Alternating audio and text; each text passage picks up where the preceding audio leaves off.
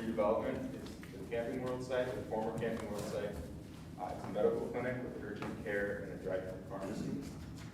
The building will, basically the shell of the building will be as it is. They're going to remodel the inside primarily, make some changes to the outside, but the footprint will remain the same, but they will make some improvements to the parking areas. With this study, there were two ongoing MnDOT studies that we kind of looked at that could impact this area. The first is the Trunk Highway 371 Baxter corridor study, and the second is the Trunk Highway 210 371 interchange study. The proposed development, there's a 110,000 square foot existing building. Medical clinic will take up approximately 68,000 square feet of that space for now, leaving the remaining 42,000 square feet for future growth. As I mentioned, it will be a medical clinic with urgent care and a drive-through pharmacy. And there's the site plan on the right side, kind of showing how they're going to improve parking and then access, and then the drive-throughs kind of on the south side of the building for the pharmacy. It'll generate approximately 2,500 trips a day, 190 to 250 during the peak hours. And then with future expansion, that could increase by about 33%, 4,150 daily trips. Before we dive into the traffic operations analysis ran for this study, did want to talk about those two MnDOT studies that impact this area. First, the Trunk Highway 371 Baxter corridor study, which is an ongoing, essentially access management and safety study by MnDOT. It is looking at possibly closing the Trunk Highway 371 and Design Road access.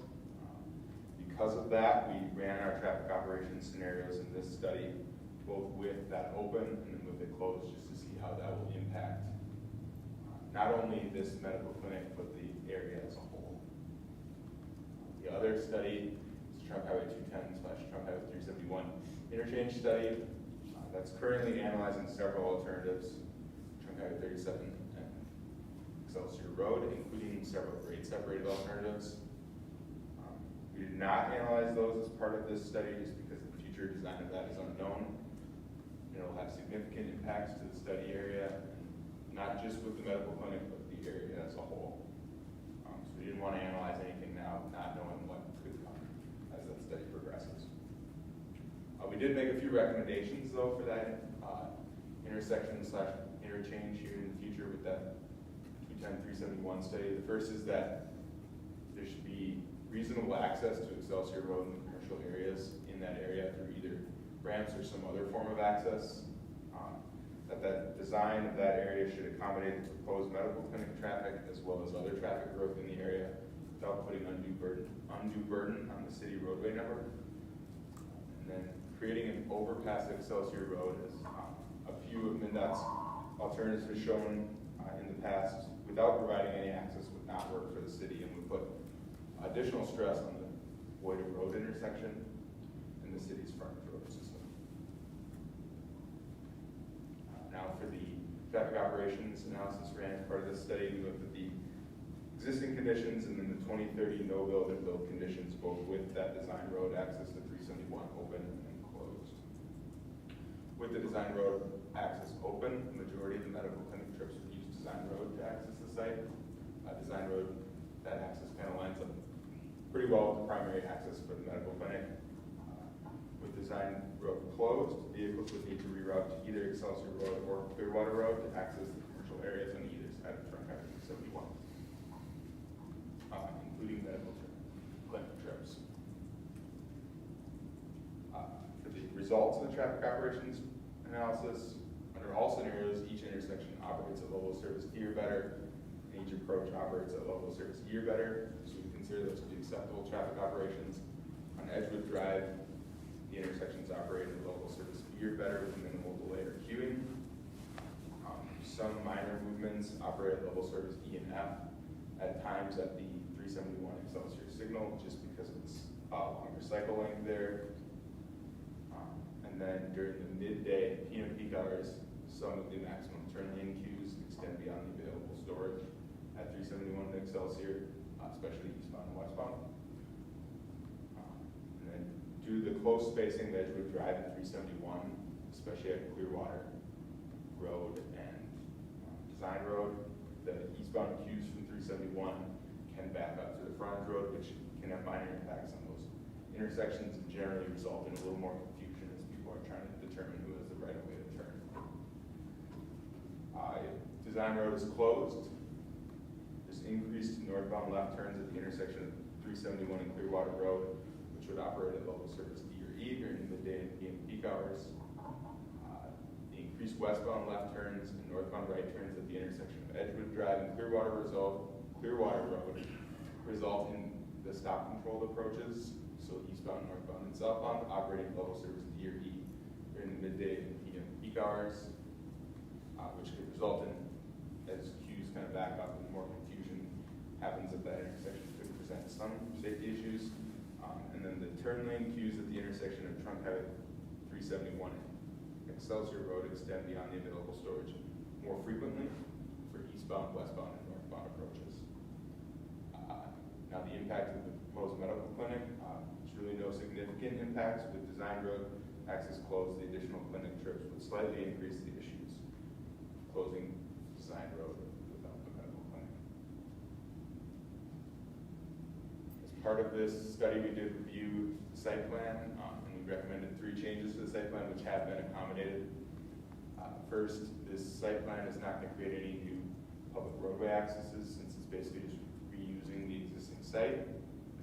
The 3 recommended improvements were the primary access being an all-way stop control, removing 7 parking stalls just north of that primary access to reduce that curb cut down to 24 feet. The way it was drawn previously, there's basically a possibility that someone may back out of their parking space and kind of end up in that main north-south driveway within the commercial area, which could present some safety issues. And then the primary access will be signed and striped as one-ways. In terms of study recommendations, no roadway or intersection improvements are needed to the existing network to accommodate the proposed medical clinic. If Design Road is closed in the future, some of the turn lanes at 371 and Excelsior Road will likely need to be lengthened, particularly eastbound and eastbound and northbound. These turn lane lengths would need to be increased regardless of whether the medical clinic is developed or not. And then again, just repeating that MnDOT 371 210 interchange study, our recommendation that they maintain reasonable access to Excelsior Road in commercial areas through either ramps or some other form of access, and accommodate the medical clinic trips as well as future growth in the area without putting undue burden on the city roadway network. Does anyone have any questions or comments? Also comments, questions? Staff, anything to add? Okay. No, this has been presented to MnDOT, been given to MnDOT, correct? Yes, And was given to Ascension. correct. And the recommendations have been included, correct, Josh? All recommendations have been changed in the plans and specs. Just want to make that reference, being that the acceptance of the report is on consent. Okay, thank you. Moving forward, environmental funds budget update, Jeremy.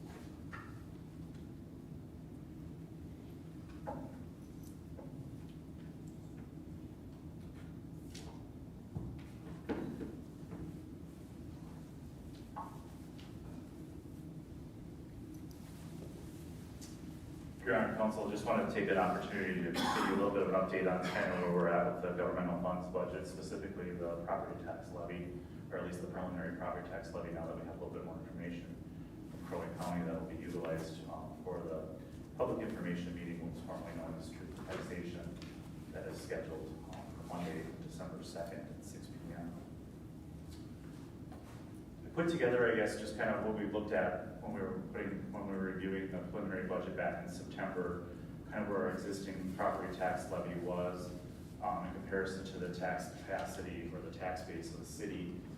As you may recall, we have an existing 2024 property tax levy of a little shy of $8.9 million with a tax capacity of about $17.8 million, which resulted in a tax capacity rate for the current year of just under 50%, 49.994%. Updated for 2025, based on the preliminary levy that was approved at the $9,383,800. The tax capacity of the city was adjusted just slightly by Crow Wing County. They'll be going through some reiterations of this as they finalize those between now and actually it'll be into March probably next year before we know what the actual final tax rate is. That did go down just slightly at about $60,000 to a new tax capacity of $18.7 million, which would result in a tax capacity rate of 50.085%. The overall levy increase is still the same 5.5% that was approved back in September. If you may recall from that conversation, when we adopted the preliminary levy and budget, there were $10,000 of additional reductions that we had to make to get to that overall levy of $9,383,800. You can kind of see on the left-hand side in that second box there of the adjustments that were made, including professional service in the parks maintenance budget was reduced by $6,500 from $106,500 to $100,000. And then there were some minor adjustments to health and dental just based on the actual rates and the census information that we have right now for employees as well as vacancies that are existing right now. And then just a small, to round it out, $200 reduction in the utility services budget for the city. So that's where the $10,000 was obtained to get to that levy amount that was approved at $9,383,800. Looking at the next kind of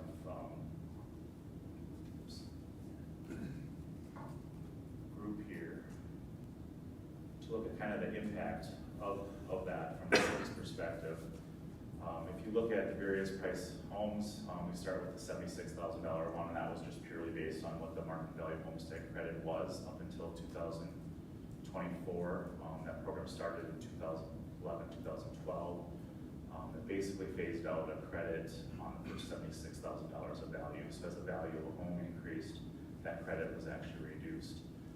That program finally was adjusted, we could say, for inflation this year for payable 2025. So that is going up a little bit. I'll show you how that is impacted on the next screen here, but it's based on a $95,000 valuation now, where the full credit would be received of a $38,000 exclusion. And then from that point, it starts to phase out. And then looking at a $245,000 home, and that's just based on the average valuation that exists according to the U.S. Census. And then a higher value home at $520,000, and finally a small commercial industrial property at $500,000. Looking at kind of the comparison of what the county had put together with the abstracts, comparing the 2024 final one to the, or 2023, excuse me, final one to the 2024 preliminary one, to back out the new improvements that occurred. We're kind of looking at about a little over 5% increase in, on average, for residential valuations, and a little over 4% for commercial industrial. So applying those increases to those examples shows you kind of what the 2024 actual property tax for the city's portion was in comparison to what the proposed 2025 would be. You can see on the lowest value price home there, it's $13 increase of 5.8%. On that median value home, the city increase is $30, 2.6%. And then finally on a $520,000 home that's increasing to about $550,000, would be a $150 increase or about 5.8%.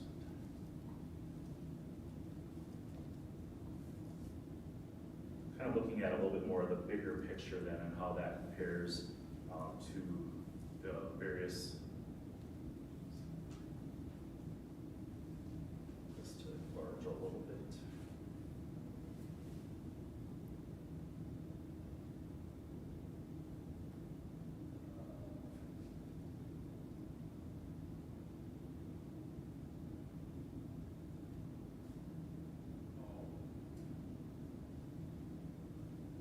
So if you kind of look at those 2024 valuations, again, same valuations across the board, you kind of see where that homestead market value exclusion was at that full $30,400 on that lowest value home.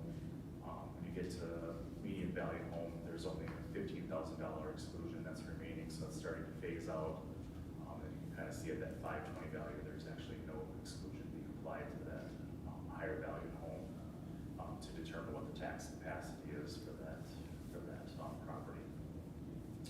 And then kind of looking at the various rates that were in effect for 2024, you can see the city of Baxter's rate, again, just under the 50%. Crow Wing County had a rate of 22.3% roughly, a little under 20% for the school district. And then there were two tax capacity rates in effect for special districts that apply to us. The first one being the Crow Wing County HRA, and the second one Region 5. So you add up all those different rates, you can kind of see that the total tax capacity rate that applied for residential valuations was 92.37%. The one difference that we'll note there is you can kind of see on commercial industrial, there also is a state property tax rate that applies to commercial industrial property, and that was 29.294%.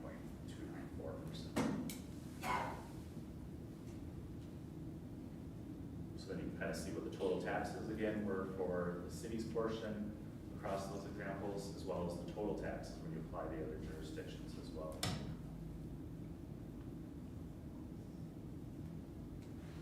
Looking at that for 2025 then, assuming again that 5.59% average increase in residential valuations, again, it's just an average. Some values are going to go up more than that, some are less than that. That was just based purely on looking at the county abstracts and backing out the new construction that had occurred during the year, or that was added, I guess I should say, for payable 25. For commercial industrial, that was a little bit lower at 4.3%, but you can see some stabilization, maybe a little bit there in comparison to what we've seen over the last few years, where residential valuations had gone up pretty significantly, and commercial industrial either didn't go up or actually we're seeing some declines in existing valuations. So good to see probably some stability where those rates are pretty much equal to each other. So then looking at kind of based on those average increases, you can kind of see the new valuations again for the estimated market value and homestead market value credit exclusion that's being applied for 2025 is now based on that new limit that puts into place a little over 32,000 on that lowest valuation home, and then starts to phase out. Seeing the median value home is getting about $23,000 exclusion, and then finally no exclusion on that higher value home at all. So looking at the 2025 tax capacity rates that are estimated from Crow Wing County, this is as of late October. The city of Baxter's proposed rate, as I alluded to earlier, was 50.086%. The county's rate is 22.326%, so up a little bit on both of those. And then the school district's is 20.330%. That's about 0.8% increase, which makes up a majority of the overall increase from that 92% to the 93%. One difference that actually is occurring for 2025 on the special ones is there's actually a new tax levy that's being incurred. Not only do we have a Crow Wing County HRA in Region 5, there's also a Crow Wing County HRA trust levy included in that as well. So you can kind of see that is increasing to 0.48% from actually it did go down a little bit actually. It was 4.492% last year. Some other valuation increases probably occurring across those jurisdictions that are bigger than just the city of Baxter. Back Crow Wing County HRA is taking into account other areas in addition to the city of Baxter, Region 5, leading 5 county region area. So an overall tax capacity rate of 93.22% at this time. And you can kind of see what the city taxes are on those various valuations, as well as the total taxes, and then the increase that results from that, anywhere from a $33 increase on the lowest valuation home to $351 on the highest valuation overall, for about a 6.7% highest portion. The city's portion alone is $150 for 5.8%.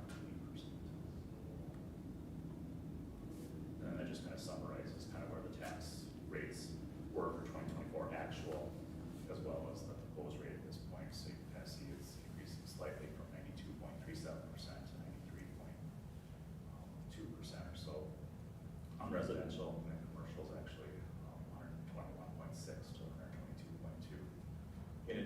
that there is a market referendum that's based on the market value, isn't based on tax capacity that applies to the school district's market, or the referendum that they held. And that's actually increasing slightly too as well, 0.08%, a little over 0.08%.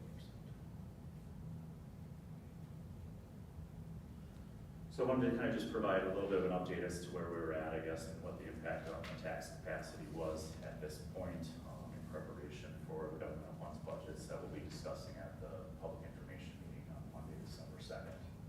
And then we're scheduled on Tuesday at the work session to talk a little bit more about the enterprise funds too as we work through that process as well.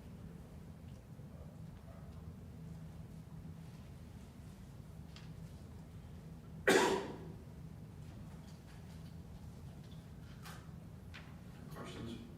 Can you send us all of this stuff? Sure. Yeah,